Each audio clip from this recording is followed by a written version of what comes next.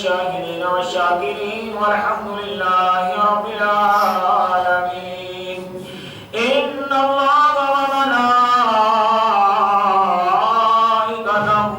يصلون على النبي يا أيها الذين آمنوا صلوا عليه وسلموا تسليما.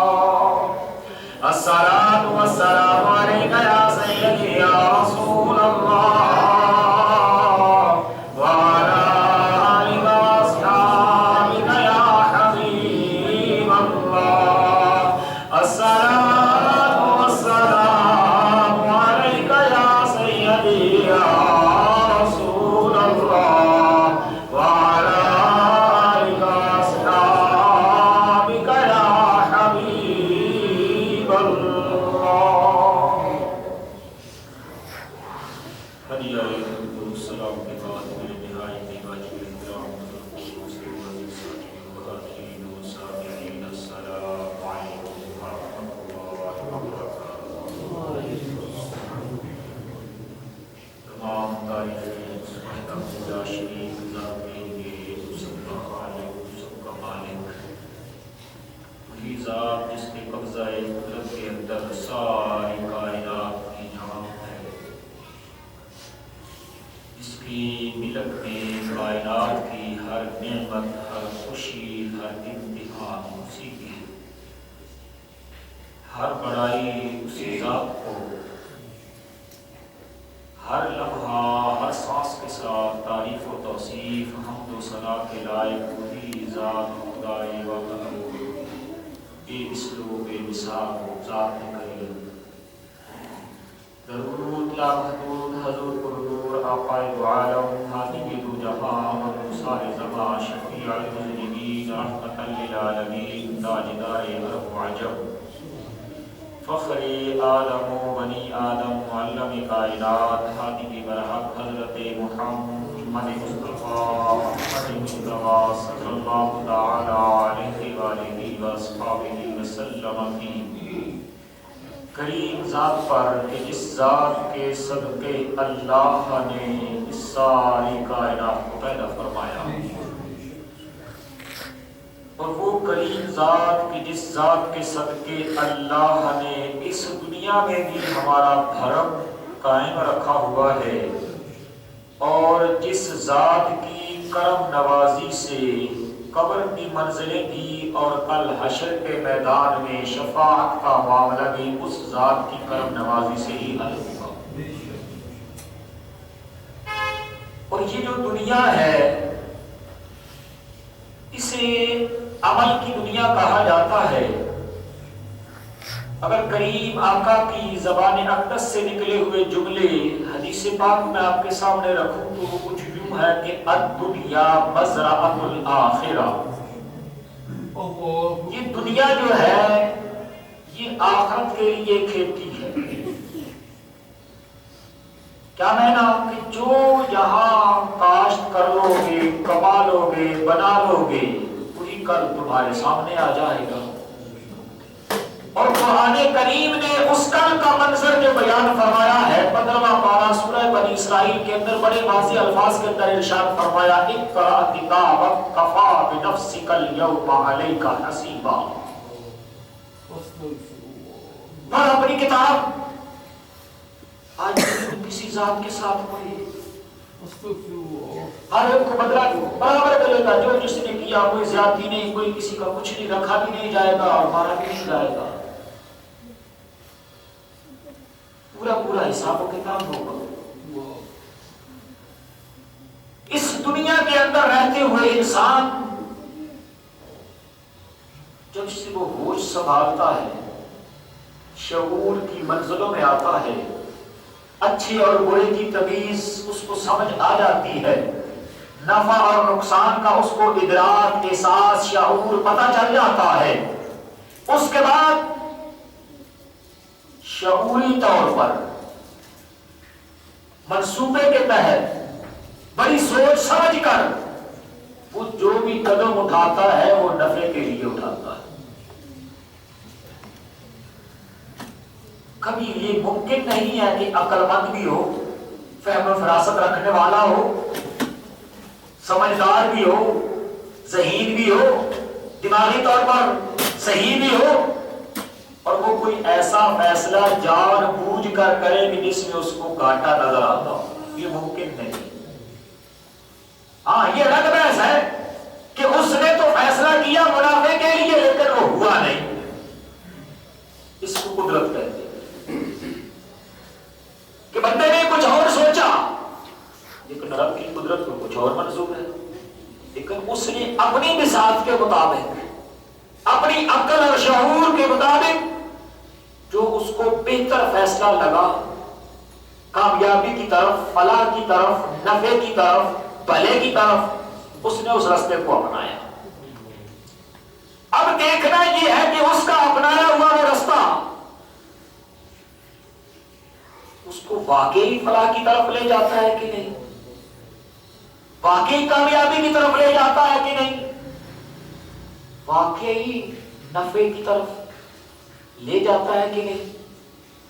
پھر ہر آدمی کی اپروچ کے مطابق نفع کا کنسپٹ الگ ہے، کامیابی کا کنسپٹ الگ ہے۔ کوئی اس دنیا کی چند روزہ زندگی کو کامیابی سمجھ کے اس کے پیچھے بھاگا ہوا ہے، تو کوئی اخروی کامیاب و کامران ہمیشہ کے لیے زندگی کی کامیابی کے لیے جدوجہد کر رہا ہے۔ جو اس دنیا کے لیے سر پر توڑ رہا ہے مقصد اس کا بھی کامیابی ہے، اور جو آخرت کی زندگی کے لیے جدوجہد کر رہا ہے مقصد اس کا بھی کامیابی ہے۔ اب بظاہر ہے دونوں کامیابی کی طرف، اور جو دنیا والے ہیں نا، آخرت والے کو دیکھو اس کو پتہ ہی نہیں ہے، ہم بڑے عقل مند ہیں، ہم نے موقع کی مناسبت سے فیصلہ کیا ہے۔ یاد رکھو رب کا کرم ہوتا ہے تو بات بنتی ہے، وگرنہ یہ موقع کی مناسبت سے کوئی فیصلہ کام نہیں آتا۔ تو بنتا ہے مومن کہ شعوری طور پر، ارادی طور پر اللہ کے احکامات کا پابند ہے۔ بندہ مومن کی بات کر رہا ہو، جب ہم مومن کی بات کرتے ہیں تو اس کی بات کرتے ہیں جس نے کلمہ پڑھ لیا، سرکار کا غلام بن گیا۔ اب سرکار نے فرمایا کہ لا یؤمن احدکم حتی اکون احب الیہ من والدہ وولدہ والناس اجمعین۔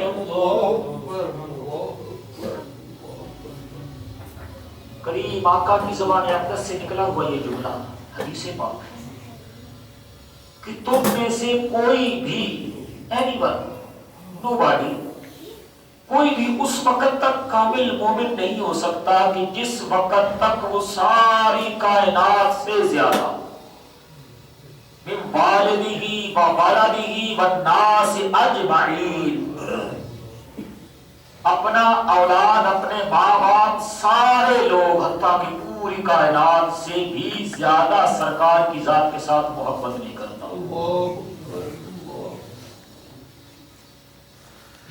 اب ہر آدمی یہ دعویٰ کرتا ہے، جس سے پوچھ کے دیکھ لے وہ کہتا ہاں میں سرکار سے محبت کرتا ہوں۔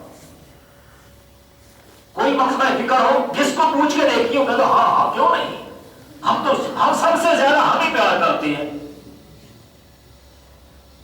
یہ الگ بات ہے کہ دعوے کے ساتھ دلیل کا ہونا لازم ہے، ورنہ زبان سے کہہ بھی دیا لا الہ تو کیا حاصل، دل و نگاہ مسلمان نہیں تو کچھ بھی نہیں۔ کیا میرا کہ اگر لا الہ کہہ دیا تو پھر اس لا الہ میں کاربند ہو کے دکھاؤ، پریکٹیکل لائف کے اندر عمل کر کے دکھاؤ کہ پھر تو پتہ چلے گا کہ یہ لا الہ کا پابند ہے۔ اگر لا الہ بھی پڑھتا ہے، کلمہ پورا پڑھ لیتا ہے، حرام حلال کی تمیز نہیں کرتا، جائز ناجائز کی کوئی تمیز نہیں، تو اسی کا ظلم کرتے ہوئے اس کا دل نہیں کانپتا، پھر اس کا مطلب ہے کہ دل و نگاہ مسلمان نہیں، جائز کی طرف نہیں لپکتا، ناجائز کی طرف بھاگتا ہے۔ ظلم، ناجائز، حرام خوری، ناجائز منافع خوری، الغرض الا ماشاء اللہ، مسلمان کس طرح کا ہوتا ہے؟ سرکار نے فرمایا کہ مسلمان وہ ہے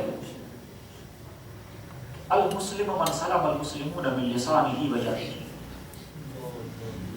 ایک وہ مسلمان ہے کہ جس کے ہاتھ سے بھی اور زبان سے بھی دوسرا مسلمان محفوظ ہو. آج من حیث القوم اگر ہم اس حدیث پاک کو اپنے سامنے رکھیں پھر اپنا احتساب کریں. ہر ایک، میں اپنی بات کر رہا ہوں، آپ تو بڑے اچھے ہیں، بڑے خوبصورت ہیں، اللہ تعالیٰ آپ کے اعمال بھی اتنی خوبصورت کرے. کیا ہم سرکار کی اس فرمان کے مطابق اپنی زندگی کو گزار رہے ہیں؟ کیا واقعتاً ہمارے ہاتھ سے، ہماری زبان سے، ہمارے اعمال سے، کردار سے، افعال سے دوسرے ہمارے پڑوسی، ہمارے مسلمان بھائی محفوظ ہیں کہ نہیں؟ جبکہ سرکار نے تو فرما دیا کہ مسلمان وہ ہے کہ المسلم من سلم المسلمون بلسانہ ویدہ، کہ اس کے ہاتھ سے بھی، اس کی زبان سے بھی. اور مسلمان جب مسلمان سے ملتا ہے تو اسے کیا کہتا ہے؟ السلام علیکم ورحمۃ اللہ. اور اگر تاریخ اور ہسٹریکلی میں آپ کو سناؤں نا، ایک پھانسی کے مجرم نے اسی السلام علیکم ورحمۃ اللہ میں اپنی پھانسی معاف کروا لی. اس لمبی بحث میں آپ کو لے جانا نہیں چاہتا، صرف سمجھانا یہ ہے کہ جب ایک مسلمان دوسرے مسلمان کو کہتا ہے نا کہ السلام علیکم، کیا معنی ہے؟ میری طرف سے تو بے فکر ہو جا، تجھے امان ہے، تم پر سلامتی ہو، اللہ کی رحمت ہو. کیا معنی کہ بھی تم میری ذات سے فکر مند نہ ہو، پریشان نہ ہو کہ میری ذات سے تجھے اگر فائدہ نہ ہوا تو نقصان نہیں ہوتا. لیکن ہم زبان سے کہتے ہیں، قدم قدم پہ کہتے ہیں، لیکن ہر قدم ہی الٹا چل جاتا ہے. زبان ہماری کچھ اور کہتی ہے اور کردار ہمارا کچھ اور کہتا ہے، اعمال ہمارے کچھ اور گواہی دیتے ہیں. سن، تیرے اور میرے کریم آقا کی نگاہ ناز کے سامنے جنہوں نے تربیت پائی، ان کی زندگیاں ہمارے لیے ایک کامل نمونے کے طور پر کھڑی ہیں. سرکار کے غلاموں میں سب سے افضل ذات جو ہے نا، وہ سیدنا صدیق اکبر رضی اللہ تعالی عنہ کی ذات ہے. آپ کی سیرت، آپ کا کردار، آپ کے افعال ہر طرح سے کمال ہستی ہے. میں فی الحال آپ کی سیرت بیان نہیں کرنے لگا، صرف ایک چیز سمجھانے کے لیے آپ کے سامنے. جب سیرت کی بات آئے گی پھر میں آپ کو سمجھاؤں گا کہ کون صدیق اکبر، کہ کیا مقام ہے سیدنا صدیق اکبر کا. آپ کی بارگاہ میں شام سے ایک مسلمان حاضر ہوتا ہے، آپ کا زمانہ خلافت ہے. اس نے آ کر السلام علیکم ورحمۃ اللہ کہا. مسجد نبوی شریف کا صحن ہے. جب مسلمان سلام کرتا تھا تو اس کی پہلی پہچان، تعارف یہ ہوتا تھا کہ یہ مسلمان ہے، غیر مسلم نہیں، کرسچین نہیں، عیسائی نہیں، یہودی نہیں، کوئی اور مذہب والا نہیں. آج تو خیر سے کوئی فرق ہی نہیں پڑتا. یہ 25 دسمبر گزرا ہے، آپ نے بھی دیکھا ہوگا کیا ہوا ہے، اور نیا سال بھی آیا ہے، آپ نے بھی دیکھا ہوگا کیا ہوا ہے، کیسے ہوا ہے. لیکن حرام ہے کسی علامہ کا، کسی مفتی کا میڈیا پہ، اخبار پہ، ٹی وی پہ، سوشل میڈیا پہ کسی نے بیان دیا ہو کہ یہ جو پیسے ضائع کر رہے ہو کسی غریب کی بچی میں آتے ہو.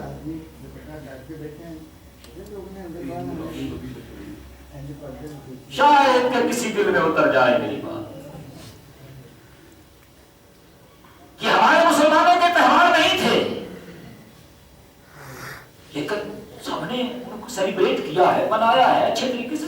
واردات مجھے اس سے کوئی ٹینشن نہیں ہوتی، نہ میرا کوئی یہ موضوع ہے آج. لیکن صرف میں نے سمجھانا ہے کہ کسی نے اس کو منع نہیں کیا، کسی نے اس کے اوپر کوئی فتویٰ نہیں دیا، کسی نے اس کے اوپر کوئی ناراضگی کا اظہار نہیں کیا، کسی نے یہ نہیں کہا کہ یہ فضول خرچی ہو رہی ہے، یہ بینوشی، یہ آوارہ گردی، یہ شور و غل، یہ شغل تماشا، کسی نے نہیں کہا کہ یہ فضول خرچی ہے. ان المبذرین کانوا اخوان الشیاطین. قرآن کریم 15واں پارہ سورہ بنی اسرائیل. کسی نے نہیں کہا. جب آ جائے گا میلاد شریف کا مہینہ اس وقت تک پتہ نہیں کہاں سے نکل آتے ہیں. نہیں اے سارے پیسے اکٹھے کرو غریب دی بچی بیاہ نہیں ہے. میں پوچھا آج سارے غریباں دیا بچیاں بیاہ دیتی ہیں جے وہ کسی کی طرح نہیں ہوئے گی نا. بس نہیں، حقیقت کے اندر یہ ہوتا ہے دل کا معاملہ. جب دل کھلتا ہے تعلق بڑھتا ہے پھر ایسے کردار اور ایسی سیرتیں سامنے آتی ہیں. پگلے کس نبی کی ذات نے قبر میں بھی کل حشر میں بھی تجھے تیری بخشش کا نجات کا ذریعہ بننا ہے. سو اس نبی کے کریم کے رج پال کے در کے جو گدا ہے نا، وہ صحابہ، وہ خلفائے راشدین، ان کی سیرت دیکھ کہ کس طرح نے آقا نے ان کی تربیت فرمائی ہے. وہ مسلمان شام سے چلا، اس نے سیدنا صدیق اکبر کا تعارف سنا تھا کہ جب میرے آقا نے فرمایا تھا کہ اسلام کے لیے مال لاؤ تو صدیق اپنے گھر کا سارا مال لے آیا تھا.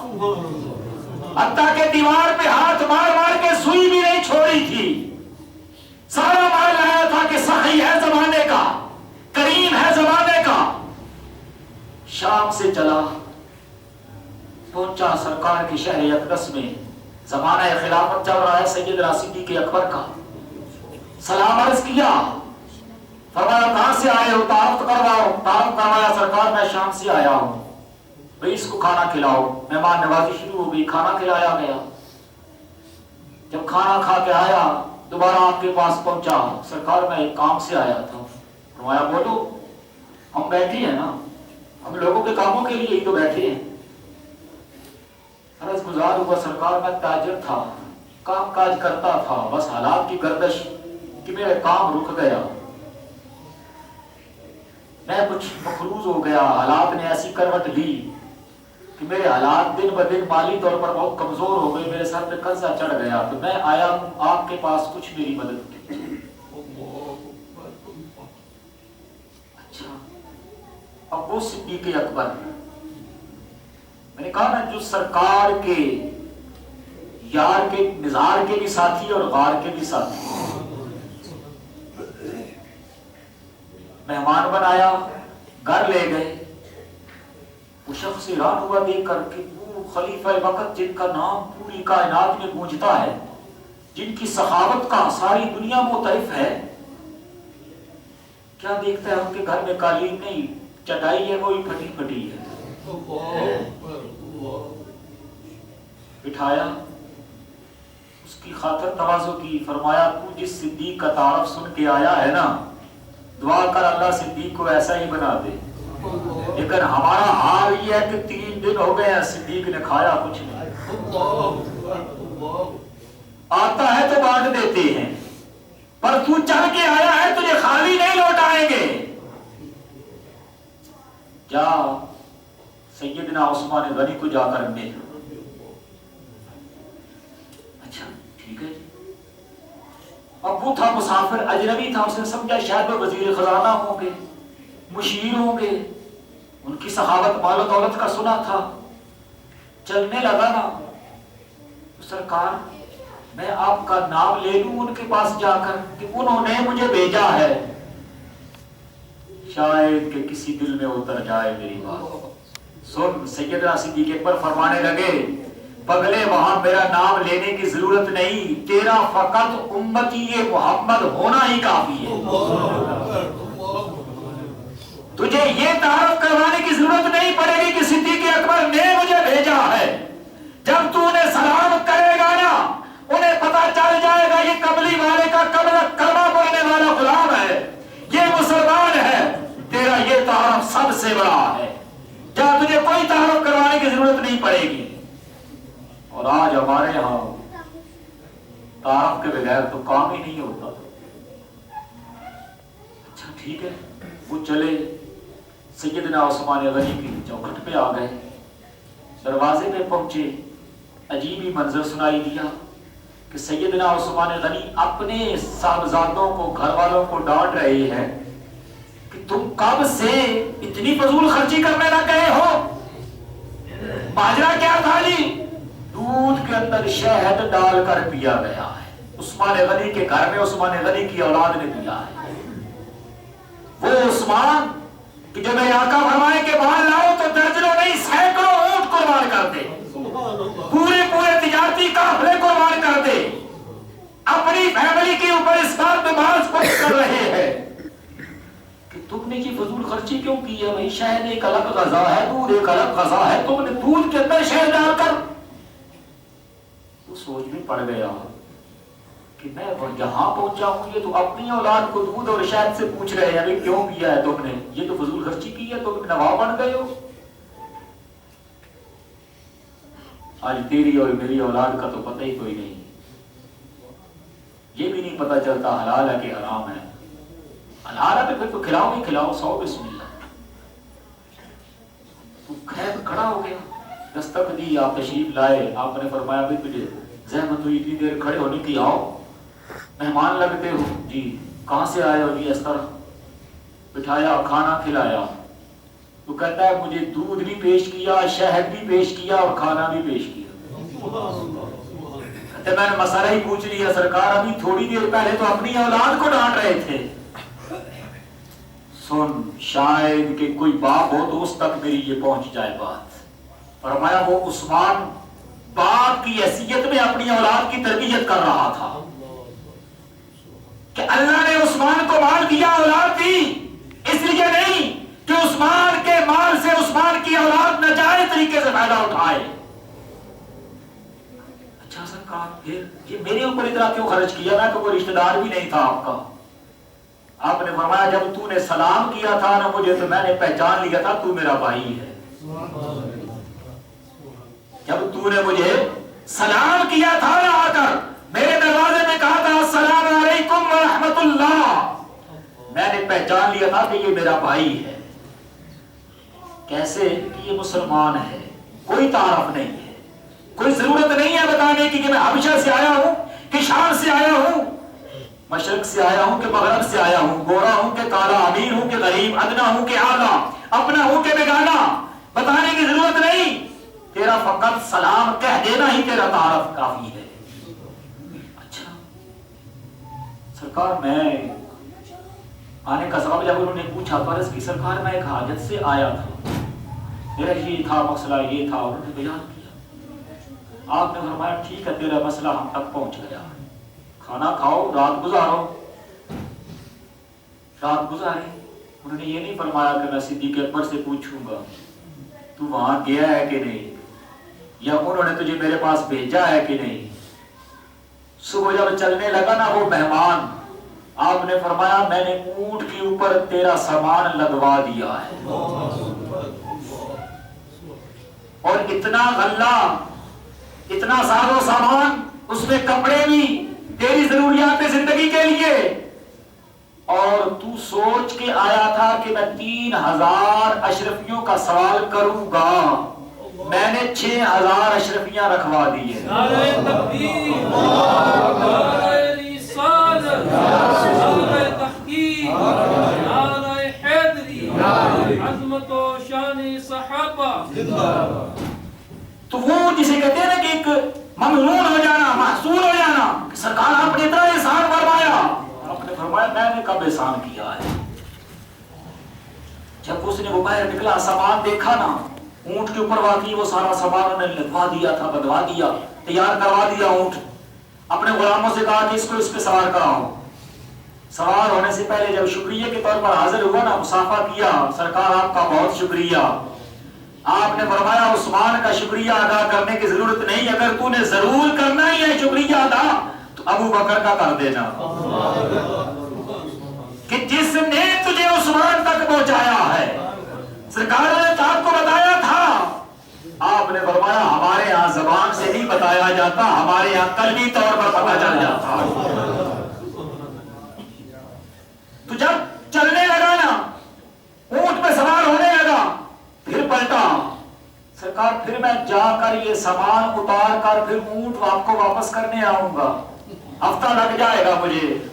آپ نے فرمایا مسکرا کے پگلے یہ اونٹ بھی میں نے تجھے تحفے کے طور پر دے دیا۔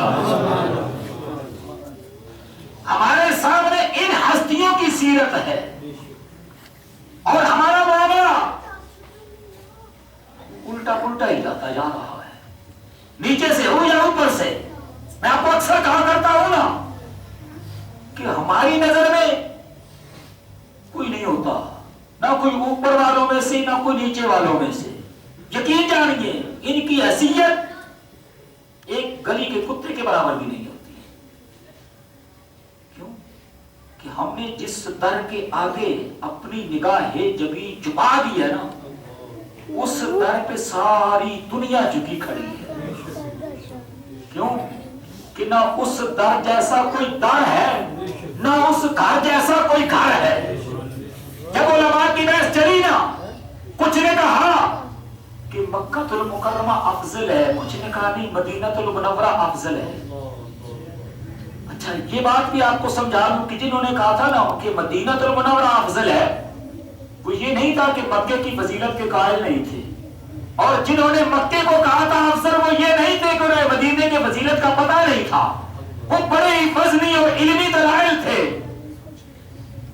جب طے ہو گیا کہ جی سرکار کا شہر افضل ترین ہے، سوال پھر اٹھا کہ جی یہ بات طے ہو گئی، ہاں طے ہو گئی جی کہ سرکار کا شہر اقدس اور جس جگہ سرکار جلوہ فروز ہے ساری کائنات سے افضل ہے۔ میں اکثر دیکھتا ہوں نا ہمارے یہاں بھی سوال ہوتے ہیں، ہمارے یہاں کیا سوال ہوتے ہیں، بولی فلاں کھڑا نہیں سیدھا ہوا تھا، فلاں بیٹھا نہیں تھا۔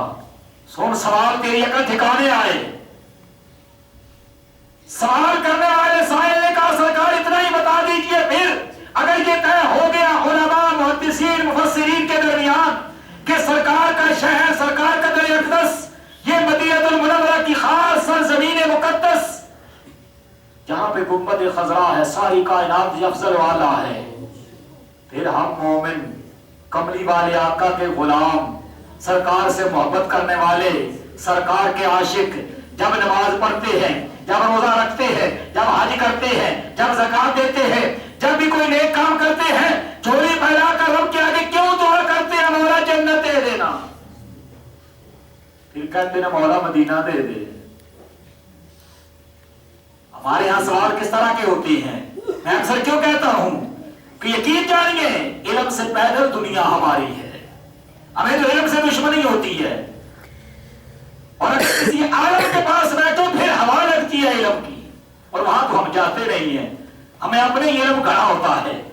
سوال بڑا کمال کا تھا کہ اگر واقعتاً یہ طے ہو گیا علماء میں، محدثین میں، مفسرین میں کہ جی یہ جگہ ساری کائنات سے افضل والا ہے، تو پھر جنت کا سوال کیوں کرتے ہیں، تمنا کیوں کرتے ہیں، چاہت کیوں کرتے ہیں؟ سن، علماء نے ہی بتایا، محدثین نے ہی بتایا، سرکار کے وارثوں نے ہی بتایا، جنہیں علم ملا تھا انہوں نے بتایا۔ پگلے ہم کب جنت کو جنت سمجھ کے مانگتے ہیں؟ اگر میرے آقا مکے میں تھے تو مکہ افضل تھا، جب سرکار مدینے آ گئے مدینہ افضل ہو گیا۔ سن، جب میرے آقا جنت میں سب سے پہلے جائیں گے، ہم اسی لیے تو سوال کرتے ہیں نا سونیا، او جنت دے جتھے سرکار کی تشریف فرما ہو۔ پوچھا علماء سے کوئی دلیل بھی ہے؟ فرمایا ہاں دلیل بھی ہے۔ یہ کون سی؟ فرمایا تو نے نہیں سنا حضرت سیدنا بلال حبشی کا وہ قول جب میرے آقا نے پوچھا تھا معراج کی رات سے اگلے دن صبح کہ بلال تجھے میں حوروں کی ملکہ سردار کو دے کے آیا ہوں، تو بتا۔ گردن جھکی ہے، آنکھوں میں آنسو ہے، بلال عرض کر دے سوڑیا کدی غلامہ دی بھی کوئی مرضی ہوتی ہے؟ یا رسول اللہ میں بھی آپ کا، میرا مال جان اولاد سب کچھ آپ کی، سوڑیا میری بھی کوئی مرضی ہے، غلاموں سے کوئی مرضی نہیں پوچھی جاتی۔ سرکار نے ناز میں آ کے فرمایا بلال پھر بھی تیری رضا، تیری مرضی، تیری خوشی۔ تو بلال نے عرض کیا تھا سوڑیا اگر میرا رب کل قیامت کو پوچھ ہی لینا مجھے یا انعام کے طور پر بتا ہی دے کہ بلال تیرا محبت رسول کی وجہ سے، سرکار کا محسن ہونے کی وجہ سے، ایماندار ہونے کی وجہ سے، نیکوکار ہونے کی وجہ سے اللہ نے تجھے جنت دے دی ہے، لیکن سرکار کی رفاقت نہیں، صحبت مصطفیٰ نہیں، قرب مصطفیٰ نہیں۔